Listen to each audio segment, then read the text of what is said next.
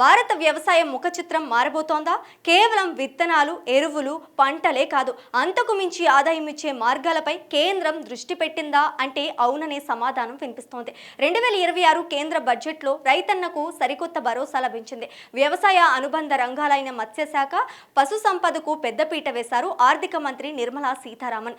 దేశవ్యాప్తంగా 500 రిజర్వాయర్లను అభివృద్ధి చేసి చేపల పెంపకానికి కేర్ ఆఫ్ గా మార్చే ప్లాన్ లో ఉంది కేంద్రం. పశు పోషణకు, పాడి పరిశ్రమకు ఆధునిక టెక్నాలజీతో కూడిన ప్రోత్సాహకాలు అందించేందుకు ఆలోచన చేస్తోంది.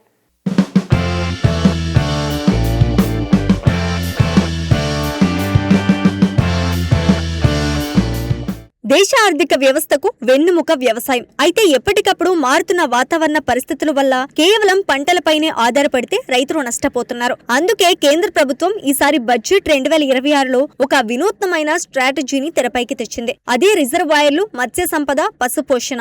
ఈసారి వ్యవసాయంతో పాటు అనుబంధ రంగాలకు కలిపి రికార్డ్ స్థాయిలో 1,63,000 కోట్లు కేటాయించారు. ఇది గత ఏడాదితో పోలిస్తే 7% ఎక్కువ.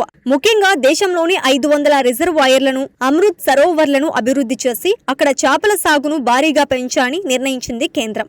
అలాగే పశు సంపద ద్వారా గ్రామీణ యువతకు ఉపాధి కల్పించేలా కొత్త పథకాలను ప్రకటించారు.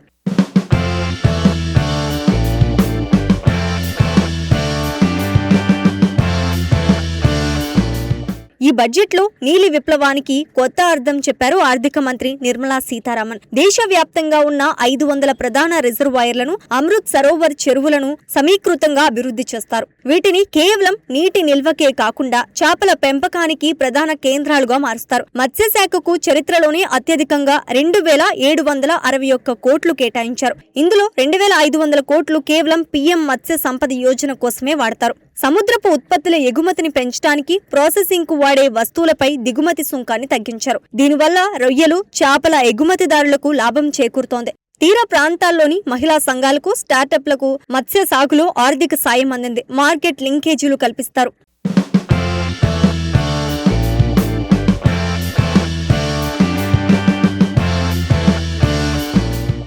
Aligns with our vision of Sabka Saath Sabka Vikas towards Vikasit Bharat. This requires targeted efforts for 1. Increasing farmer incomes through productivity enhancement and entrepreneurship, with special attention to small and marginal farmers. B. Empowering Divyang Jan through access to livelihood opportunities, training and high quality assistive devices. C.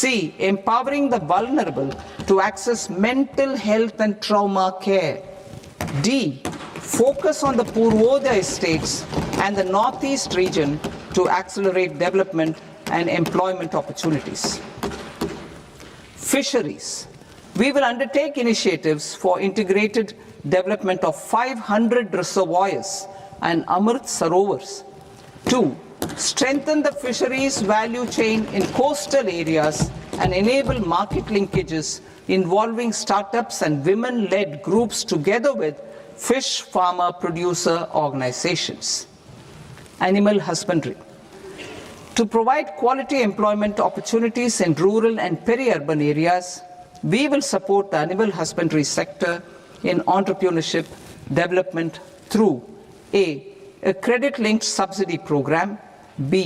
Scaling up and modernization of livestock enterprises, C. Enhance creation of livestock, dairy and poultry-focused integrated value chains, and D.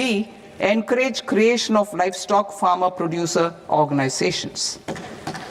High-value agriculture.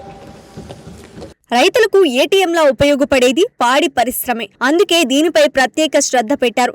పశుపోషణలో కొత్తగా వ్యాపారం మొదలుపెట్టే వారికి bank రుణంతో కూడిన సబ్సిడీని ప్రకటించారు. ఇది dairy, poultry రంగాల్లోకి వచ్చే యువతకు పెద్ద ప్రోత్సాహం. దేశవ్యాప్తంగా పశు వైద్య సేవలను మెరుగుపరచడానికి వచ్చే 5 ఏళ్లలో కొత్తగా 20,000 మంది వెటర్నరీ నిపుణులను తయారు చేసేలా ఒక ప్రత్యేక స్కీమ్ను తెచ్చారు.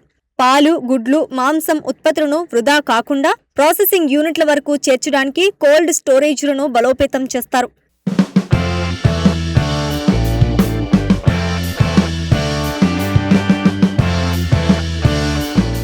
రైతు ఆదాయం పెరగాలంటే పొలం గట్టు మీదే మరో ఆదాయ మార్గం ఉండాలి. అది చేపల పెంపకం కావచ్చు, పాడి పశువులు కావచ్చు. కేంద్ర బడ్జెట్ 2026 సరిగ్గా ఇదే పాయింట్ ను పట్టుకుంది. రిజర్వాయర్లను ఆదాయ వనరులుగా మార్చడం, పశుపోషణను ఒక పరిశ్రమగా గుర్తించడం శుభ పరిణామం. ఈ పథకాలు క్షేత్రస్థాయిలో సరిగ్గా అమలైతే వికసిత్ భారత్ లక్ష్యం నెరవేరడంలో రైతే ప్రధాన పాత్ర పోషిస్తాడు.